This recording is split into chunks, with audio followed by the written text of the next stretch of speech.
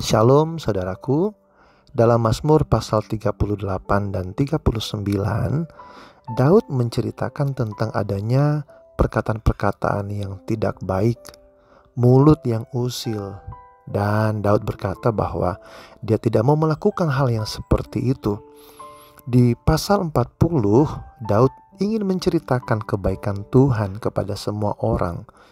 Ia menggunakan mulutnya untuk menjadi berkat bagi orang lain melalui perkataan-perkataannya. Saudara, di dalam Mazmur pasal 40 ini, Daud mengatakan bahwa ia menantikan Tuhan dan menyaksikan Tuhan mengangkat dia dari lumpur. Tuhan memulihkan dia dan memberikan nyanyian baru dalam mulutnya. Daud ingin memberitakan kebaikan Tuhan kepada semua orang dan berkata bahwa Tuhan tidak mencari korban persembahan manusia, melainkan Tuhan telah membuka telinganya untuk Daud agar dapat memahami maksud Tuhan yang sesungguhnya. Daud suka melakukan kehendak Tuhan. Itu sebabnya pada ayat yang ke-10, saudaraku, Daud berkata, "Aku mengabarkan keadilan dalam jemaah yang besar, bahkan tidak kutahan bibirku. Engkau juga yang tahu, ya Tuhan." Dengan kata lain, saudara, Daud ingin perkataan-perkataan yang keluar dari mulutnya menjadi berkat bagi semua orang. Saudaraku, kita seharusnya merenungkan bagaimana kita menggunakan mulut kita dalam hidup sehari-hari.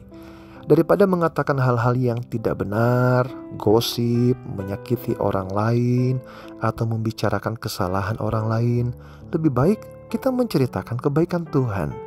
Daud dengan sadar mengakui kepada semua orang bahwa meskipun dia telah melakukan banyak dosa yang besar, Tuhan tetap mengampuni dan memulihkannya. Saudara, Daud bercerita tentang bagaimana Tuhan melakukan mukjizat dalam hidupnya dan mengajarnya. Melalui mulutnya, semua orang diberkati dan mengenal serta mengalami kebaikan Tuhan.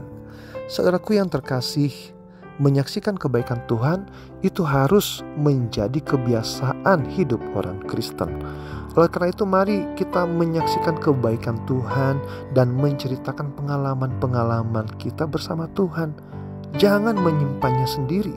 Daripada mengucapkan kalimat-kalimat yang negatif, lebih baik kita memberkati orang lain.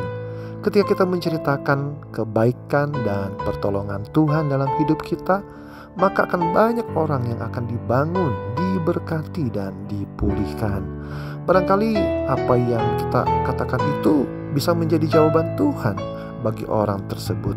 Dengan demikian, kita menjadi orang-orang yang membawa kabar baik dan membawa pemulihan bagi banyak orang. Tuhan Yesus memberkati. Shalom.